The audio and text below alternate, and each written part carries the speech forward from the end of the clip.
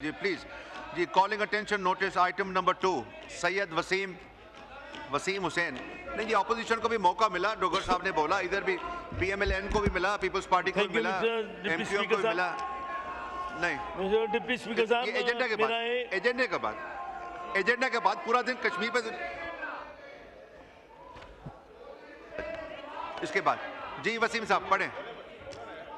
वज़ीर बराए मवासलात की तवज्जो अवाम में गहरी तशवीश के बाइस बनने वाली फौरी अवामी अहमियत की हामिल की जानिब से दिलाएंगे, जो कि कराची हैदराबाद मोटरवे M9 के मुख्तलिफ मकामात पे इजाफी टूल टैक्स वसूल किए जाने से मुतल्लिक है। जी इसको कौन एड्रेस करेंगे?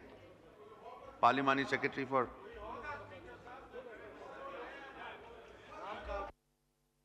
जी गुल असगर खान साहब का माइक खोलें। जी जनाब स्पीकर जी, जैसे कि फाजिल मेंबर ने फरमाया sir basically NHA national highway authority act जो है, हम इसके तहत इकदाम लेते हैं सारे। ये 1991 में हमारा एक्ट बना और 2001 में इसमें अमेंडमेंट हुई। जनाब स्पीकर, ये जो एक्स्ट्रा टोल टैक्स की बात हो रही है, बुनियादी तौर के ऊपर हाई कोर्ट ने एक डिसीजन दिया था कि मोटरवे के ऊपर जब आपकी गाड़ियाँ जो है वो पाइलअप होना शुरू हो जाएंगी, जब ये तो फिर मोटरवे का क्या फ़ायदा जब आपकी गाड़ियाँ मोटर पे लंबी लाइन लग जाती थी due to the toll tax payment. उस पर जनाब स्पीकर हमने मॉडल के तौर के ऊपर सियालकोट लाहौर मोटरवे को शुरू किया और उसके ऊपर एमटैग हमने 100% अचीव किया। अब चूँकि हमारे NHA के पास मेंटेनेंस का और कोई बजट नहीं होता सिवाय जो हम टोल कलेक्शन करते हैं, उसको हमने ये कैश फ्री बनाने के लिए हमने जनवरी के अंदर एक कैंपेन स्टार्ट की all over the country media के ऊपर।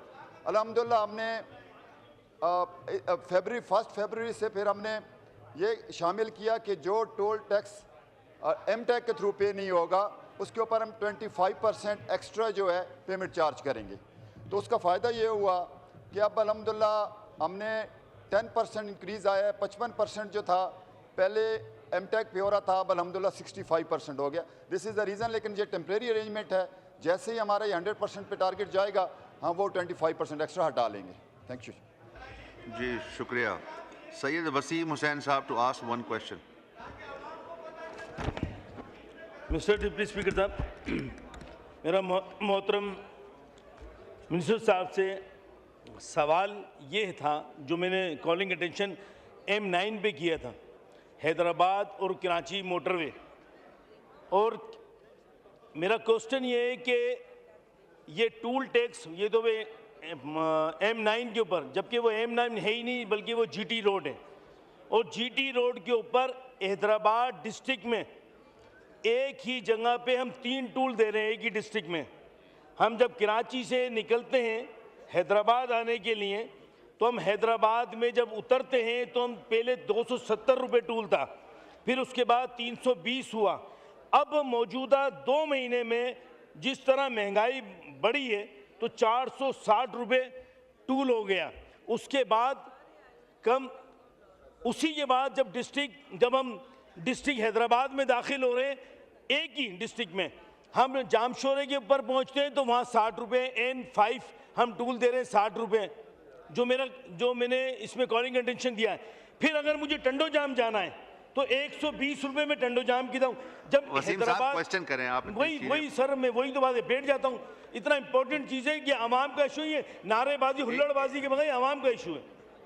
एक सवाल करें। एक ही डिस्ट्रिक्ट में NHA का क्या कानून है कि हम एक ही डिस्ट्रिक्ट में हैदराबाद में 3 टूल दे रहे हैं? ये क्या कौन सा तरीका कार? ठीक है जी, बताइए एक ही डिस्ट्रिक्ट में 3 टूल क्यों हैं?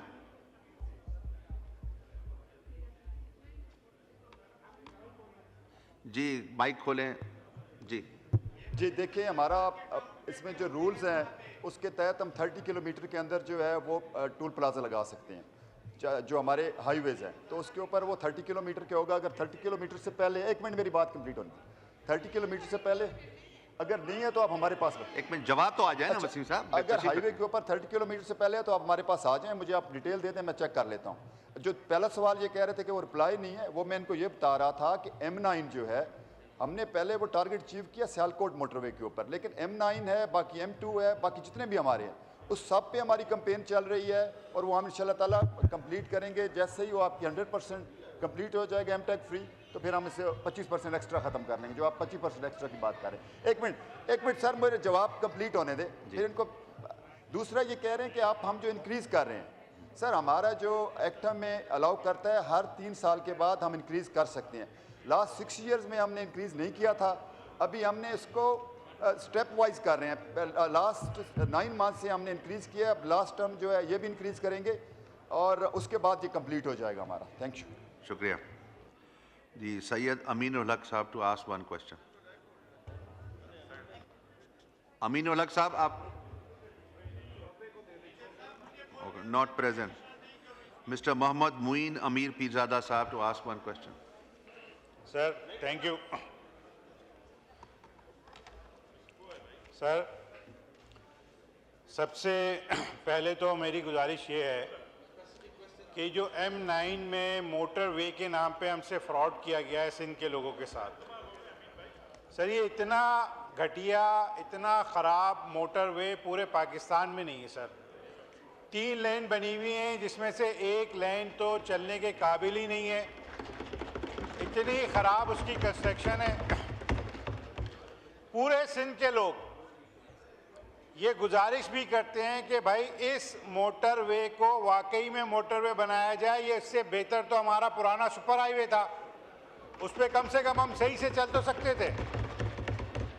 सवाल मेरा मिनिस्टर साहब से ये है कि सर वो क्या वजह है कि हर 3 महीने के बाद टूल बढ़ा दिया जाता है। अभी आप 2 महीने के बाद जाएं तो कुछ टूल होगा, फिर आप 2 महीने के बाद जाएं कुछ और टूल होगा।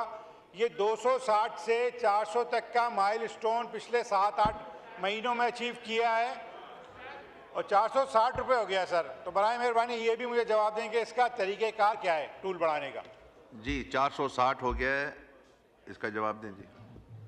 जी बिल्कुल हमारे फाजिल मेंबर साहब ने ठीक कहा जी। ये जब मोटरवे बनाया गया था ये आबादी में से गुजरा, हाईली डेंस एरिया था, वो उस वजह से आपकी जो एंट्री के पॉइंट्स बहुत ज़्यादा थे, फिर फेंसिंग जो है वो हर जगह नहीं हो पाई थी। अब हम इसका सलूशन हमारे मिनिस्टर साहब ने सर आते ही इसके ऊपर जो हमारी टॉप प्रायोरिटी है हमारी मिनिस्ट्री की वो ये है कि M6 हम अब ये करने लगे हैं सर कि जो M6 है वो भी दोबारा बना के M9 तक हम लेके जा रहे हैं।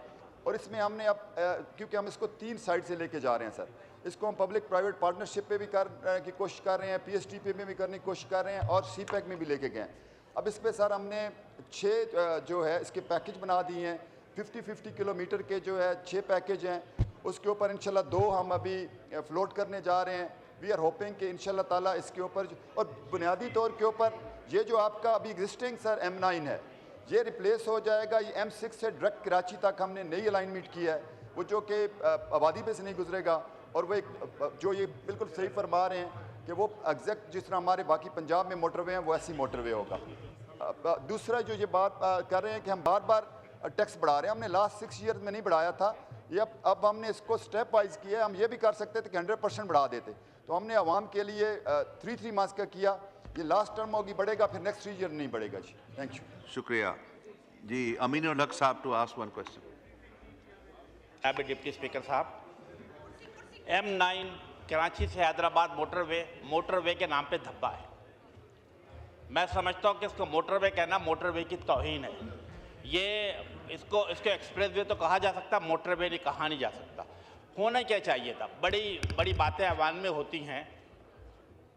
मैं समझता हूँ कि जो लोग आज मुतालबा कर रहे हैं उन्हें ये भी देखना चाहिए कि जो क्या उन्होंने अपने दौर हुकूमत में मोटरवे को बनाने पर तवज्जो दी। यकीनन इसका जवाब नफ़ी में है।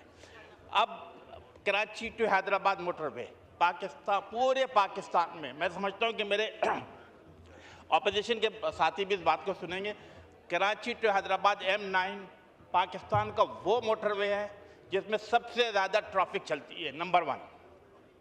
Number 2, Karachi to Hyderabad M9 पूरे पाकिस्तान में सबसे ज़्यादा टोल टैक्स जमा करके देता है, लेकिन नतीजा 0/0। मैं वफाकी हुकूमत से बिलखसूस अपने वफाकी वज़ीर कम्युनिकेशन से मुतालबा करता हूँ, वज़ीर आज़म साहब से भी रिक्वेस्ट करता हूँ कि अगर आप कराची टू हैदराबाद चलेंगे फर्स्ट लेन खतरे बेहतर है, सेकंड लेन और थर्ड लेन रोज़ाना की बुनियाद पर एक्सीडेंट होता है। जब आप इतने ज़्यादा टोल टैक्स कमाते हैं तो जनाबे वाला आपका फ़र्ज़ बनता है कि आप उस मोटरवे पे पैसे लगाएं, कराची, हैदराबाद और सक्कर के अवाम को फ़ायदा पहुँचे, सिंध के अवाम को फ़ायदा पहुँचे। लेकिन अमलन ऐसा कहीं नज़र नहीं आ रहा है। मेरा हुकूमत से मुताल्लिक़, बल्कि एक और चीज़, आप अगर कराची टू हैदराबाद सफ़र कर रहे होंगे तो आप हैरान होंगे कि मोटरवे पे सामने से गाड़ी आ रही होती है, साइकिल आ रही होती है, मोटरसाइकिल आ रही होती है, गधा गाड़ी आ रही होती है, हत्ता कि बस और ट्रक भी आ रहा होता है। ये किसकी जिम्मेदारी बनती है? नेशनल हाईवे जो पुलिस है उसकी जिम्मेदारी बनती है, मोटरवे पुलिस की जिम्मेदारी बनती है, लेकिन कहीं पे चीज़ें नज़र नहीं आती। मेरा सवाल, coming back to my question, मेरा सवाल सिर्फ ये है कि वफाक़ हुकूमत मेक श्योर करे कि M9 हो या M5 हो, यानी Karachi to Hyderabad and Hyderabad to Sukkur को जल्द अज जल्द बनाने की कोशिश करें। अब मुझे कुछ टाइमलाइन मुमकिन हो सके तो मुझे टाइमलाइन बता दें कि कब तक मुकम्मल हो जाएगा। जी शुक्रिया। जी पार्लियामेंट्री सेक्रेटरी साहब। जी स्पीकर साहब, हम तो खुद कह रहे हैं कि ये जुल्म हुआ, ये तो पिछली जितनी हुकूमतें हैं उन्होंने जुल्म किया कि बाकी मोटरवे जो is the only missing link जो कराची तक है, M9 और M6 और M9 है। हम तो खुद जनाब स्पीकर साहब इसके ऊपर आते ही हमारे मिनिस्टर साहब ने, प्राइम मिनिस्टर साहब ने, हमारी डिस्कशंस हुई और हमने इसको टॉप प्रायोरिटी में रखा। हमारी प्रायोरिटी नंबर 1 इस टाइम मिनिस्ट्री ऑफ कम्युनिकेशन की जनाब स्पीकर यही है कि हमने इस मिसिंग लिंक को as soon as possible complete करना है। अब इसका हल ये था कि अगर हम उस पुराने को ठीक करने में लगे रहते, वो तो अब एक एक्सप्रेस वे बना पड़ा है, उसके ऊपर अब किस तरह एक पॉपुलेशन में आपकी कितना एक उसको ओवरकम, तो इसके लिए हमने जनाब स्पीकर ये किया कि हम नई अलाइनमेंट लेके आए। बड़े शॉर्ट टाइम में हमने उसकी जो फिजिबिलिटीज़ कंप्लीट की, जो हमारा 1 साल गुजरा है, हमने इसको 6 फिजिबिलिटीज़ में तकसीम किया। और ये बिल्कुल ठीक फरमा रहे हैं कि सबसे ज़्यादा जो इस टाइम गाड़ियाँ हैं, कुछ 24-25 हज़ार गाड़ियाँ पर डे वहाँ से गुजरती हैं, जो उसकी फिजिबिलिटी है। तो जो मुल्क की इकनॉमिक जो कंडीशंस थी उसमें हमने इसको एक दफ़ा RAD फाइनेंशियल क्लोज किया, 395 बिलियन के करीब इसका फाइनेंशियल क्लोज हुआ। लेकिन फाइनेंशियल क्लोज के अंदर वो जो हमारा जो PPP मॉडल पे हमारे पास पार्टनर आए थे वो भाग गए। फिर हमने दोबारा अब इसको ये किया कि बजाय इसको एक ही पूरा पैच करें, कोई 395 अरब रुपए पे कौन आएगा, तो हमने उसको डिवाइड किया 6 हिस्सों में, 50-50 किलोमीटर में। बहुत अच्छी फिजिबिलिटीज़ बन रही हैं। अब इंशाल्लाह ताला आपको नेक्स्ट फ्यू मंथ्स में जो टाइम लाइन कह रहे हैं, इंशाल्लाह ताला विद इन फ्यू मंथ्स जो है इसकी आपको एडवर्टीजमेंट्स नज़र आएंगी पब्लिक प्राइवेट पार्टनरशिप मॉडल के ऊपर। दूसरा जो रह गया आपका आगे जो M6 है, इसमें हमने ये कर दिया है, ये जो M9 की रिप्लेसमेंट कर रहे हैं, इसका भी हमने आगे फिजिबिलिटी स्टेज के ऊपर है, जैसे ही वो न्यू अलाइनमेंट आएगी उसका भी हम इसमें शामिल कर लेंगे। तो ये गवर्नमेंट की प्रायोरिटी नंबर 1 है जनाब स्पीकर। इंशाल्लाह हम इसको आपको गुड न्यूज़ आने वाले फ्यू मंथ्स में आपको नजर आएंगी। बहुत शुक्रिया जी शुक्रिया। जी Mohammad Javed Hanif Khan to ask 1 question. शुक्रिया जनाब डिप्टी स्पीकर साहब। बहुत सारी बातें हो गई। M9 जो है इसको तो मैं शेम मोटरवे कहता हूँ कि मोटरवे के नाम पर धब्बा है। ये सारे मुल्क में जितनी भी मोटरवे बनी है नई अलाइनमेंट से बनी है, नई बनाई गई हैं, PSDP से बनाई गई हैं, ये CPEC से बनाई गई हैं। जब सिंध की बारी आती है, कराची की बारी आती है, तो ये M6 के लिए प्राइवेट पब्लिक पार्टनरशिप ढूंढ रहे हैं। ये जो सुपर हाईवे थी, जो ओरिजिनल अलाइनमेंट था, उसको उसके ऊपर उन्होंने कारपेट करके उसको मोटरवे बना दिया। तो वाई दिस इज, इस तरह का डिस्क्रिमिनेशन क्यों हो रहा है? मेरा क्वेश्चन ये है फेडरल गवर्नमेंट से, मैं ये जानना चाहता हूँ, नंबर 1 तो ये मुझे बताएं कि जो M6 है इसका टाइमलाइन क्या है, कब बनाएंगे? पिछले 10 साल से तो हम सुन रहे हैं इसके अंदर कोई टाइमलाइन नहीं है। अभी भी जो है ये सिर्फ डिस्कस कर रहे हैं कि जनाब हमने 50-50 किलोमीटर के टुकड़े बना दिए हैं, पब्लिक प्राइवेट पार्टनरशिप डिस्कस कर रहे हैं, CPEC डिस्कस कर रहे हैं, या PSDP डिस्ट्रिक्ट। अभी तक ये डिसीजन भी नहीं हुआ कि कैसे बनाएंगे इसको। M9 के लिए तय ये हुआ था कि M9 का नई अलाइनमेंट होगी अभी तक, और उसको एक्सटेंड किया जाएगा कराची पोर्ट तक। दूसरा क्वेश्चन मेरा इसमें यह है कि क्या नया अलाइनमेंट आ रहा है M9 का और उसको कराची पोर्ट तक लेके जाए, क्योंकि कराची पोर्ट का ट्रैफिक जो जनरेट होता है इस वक्त, जो कराची के अंदर जो कमोशन है, कराची के अंदर जो प्रॉब्लम है, उसका सबसे बड़ा रीज़न जो है कराची पोर्ट का ट्रैफिक है। तो ये लॉन्ग टर्म सोचने की बात है और ये फेडरल गवर्नमेंट की जिम्मेदारी है कि ये इधर उधर डिलीट लाइन करने की बजाय कि ऐसे बनेगा, इससे पैसे आएंगे, उससे पैसे आएंगे, इमीडिएट मेजर्स लें और उसको पीएसडीपी के अंदर लेके आए, उसको बनाएं। मैं जानना चाहता हूँ क्या पॉलिसी है फेडरल गवर्नमेंट जी की। शुक्रिया पार्लियामेंट्री सेक्रेटरी साहब।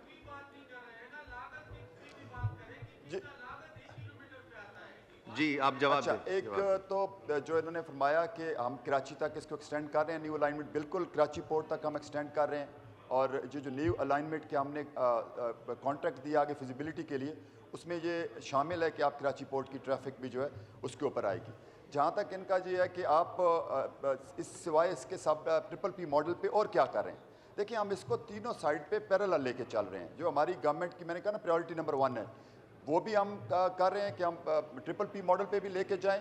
आपका देखिए बाकी मोटरवेज भी इसी ट्रिपल पी मॉडल पे बने हैं। अगर हम आपको कराची अपना जो नया मोटरवे बना है सियालकोट से आपका लाहौर या सियालकोट से खारियाँ, वो भी ट्रिपल मॉडल पे बना है, वो पीएसडीपी से नहीं बना। लेकिन हम इसको दूसरी साइड के ऊपर सी पैक की जो है जॉइंट वर्किंग कमेटी जो है उसके ऊपर भी हम लेके गए हैं। हमारी चाइनीज़ के साथ डिस्कशन हो गई है, वो भी नेक्स्ट स्टेज के ऊपर है। अब हमारे पास 3 ही जो पैरेलल में चीज़ें हैं जिसको हम लेके चल रहे हैं, कि ये नहीं कि हमने सिर्फ ट्रिपल पी मॉडल पे रखा है, लेकिन हमारी जो प्रीवियस एक्सपीरियंस जो है गवर्नमेंट का, वो ये है कि ट्रिपल पी मॉडल पे जल्दी हो जाएगा, बजाय हम इसको पीएसडीपी में कुछ चंद फंड जिस तरह रखा जा रहा है। अब 110 स्कीमें चल रही हैं।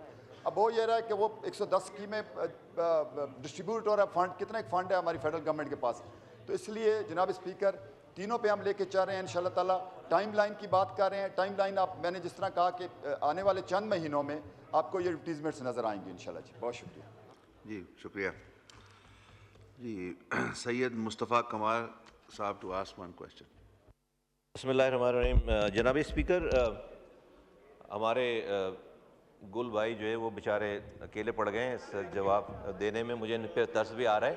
ये मसला इनका एक्चुअली है नहीं, ये वज़ीर आज़म साहब के लेवल का ये मसला है सर। पूरे ये मोटरवे कराची पोर्ट के गेट से पेशावर तक की ये मोटरवे है। जब आप ये इतनी बड़ी मोटरवे बना रहे थे और बन गया सब कुछ, तो इस दौरान आपको ख्याल नहीं आया कि ये मिसिंग लिंक जो है वो हैदराबाद टू सक्खर और हैदराबाद से लेकर कराची आप क्या कर रहे हैं?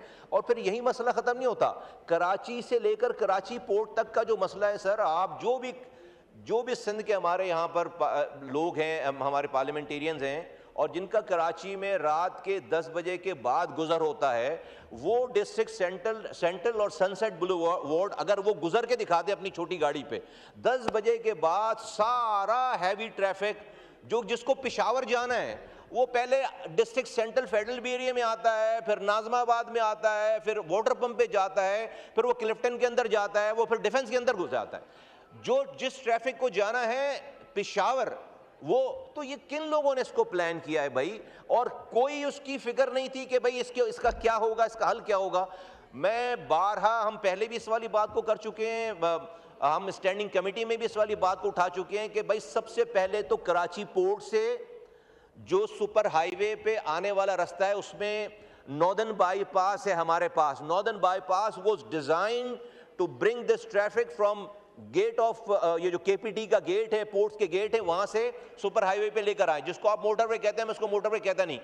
वहां से नॉर्दर्न बाईपास का रास्ता ही नहीं इस्तेमाल हो रहा सर। वो सारा ट्रैफिक, करोड़ों रुपए की रिश्वत ट्रैफिक पुलिस वालों को देकर वो शहर के अंदर आते हैं। आपको पता है कि ये हैवी ट्रैफिक से कितनी कैजुअलिटीज हो रही हैं, कितने लोग, मासूम लोग वहां पर शहीद हो रहे हैं। आपको सर भाई एक वाकया खुदा ना खास्ता यहाँ पर फिर आपको खबर आ रही होगी कि भाई कराची का अमन तबाह बर्बाद हो गया। तो मैं सर आपके तवज्जो से कहना चाहता हूँ कि वज़ीर आज़म साहब को इसके ऊपर बाकायदा तवज्जो, ये उस लेवल का मैटर है। एक तो ये कराची हैदराबाद ये कहीं से भी मोटरवे नहीं है, और हमसे ये कही गई थी बात कि उस नया मोटरवे बना रहे हैं। और ये सिर्फ जब आप बात करें हैदराबाद सक्खर, तो ये हैदराबाद सक्खर नहीं, ये सक्खर से लेकर कराची पोर्ट तक की बात होनी चाहिए। इस पूरे जब तक आप इसको रिजॉल्व नहीं करेंगे ये मसला हल नहीं होगा। लोग बहुत ज्यादा परेशान हैं। और कोई भी सर एक सिंगल वाकया कराची में, आपको सर पता है कि इट्स अ टिकिंग बॉम्ब। कोई एक सिंगल वाकया जो है वो आपको फिर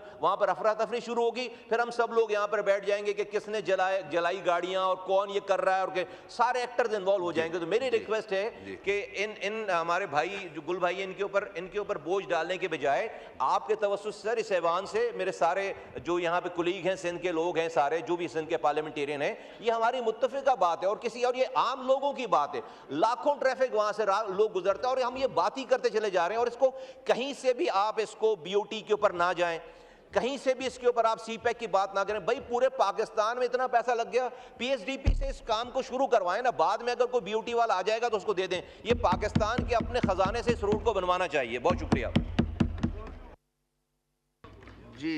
पार्लियामेंट सेक्रेटरी साहब, ये बहुत गंभीर मसला है। ये कराची पोर्ट जो है पूरे पाकिस्तान को सर्व करता है और ये अवलीन प्रायोरिटी होनी चाहिए गवर्नमेंट की।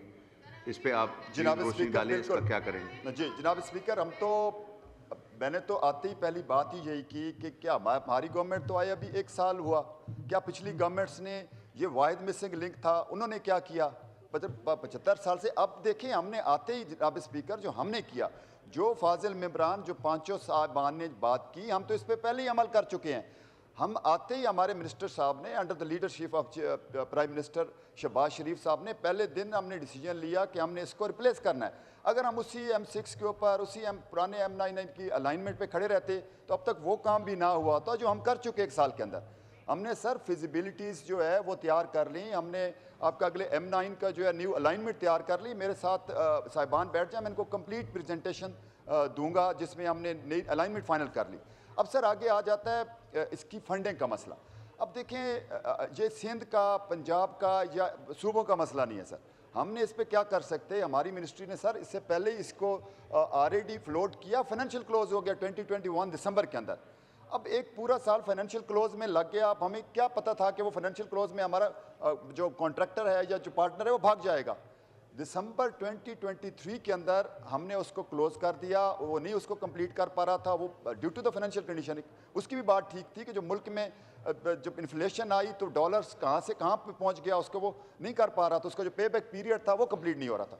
अब 2023 के बाद 2024 था सर, हमने आते ही इसको दोबारा तीनों साइड के ऊपर लेके जा रहे हैं। हमने ये कभी नहीं कहा कि हम इसको पीएचडी के ऊपर डिस्कस नहीं कर रहे, हम तीनों को पैरेलल लेके चल रहे हैं। प्रायोरिटी नंबर 1 ये है, अगर आपको मोटरवे जो है इंशाल्लाह ताला बनेगा तो ये बिल्कुल मुस्तफ़ा कमाल साहब ने ठीक कहा, ये मोटरवे सिर्फ सिंध का मोटरवे नहीं है, ये पाकिस्तान का मोटरवे है। और हमारे मिनिस्टर साहब ने जितनी ज़्यादा इसके ऊपर काम किया है, मीटिंग्स की, आप आएँ आप देखेंगे कि यार 1 साल में, पिछले 70 साल में इस पर इतना काम नहीं हुआ होगा जितना हमने अल्हम्दुलिल्लाह इसके ऊपर किया। आप आएँ हमारे साथ बैठें, इंशाल्लाह हम आपको लेकिन बिल्कुल हम ठीक कह रहे हैं, बिल्कुल हमारे मेम्बरान ठीक कह रहे हैं कि ये एक्सप्रेस वे बना हुआ है, ये मोटरवे नहीं लगता, इसलिए इसकी न्यू अलाइनमेंट ज़रूरी है।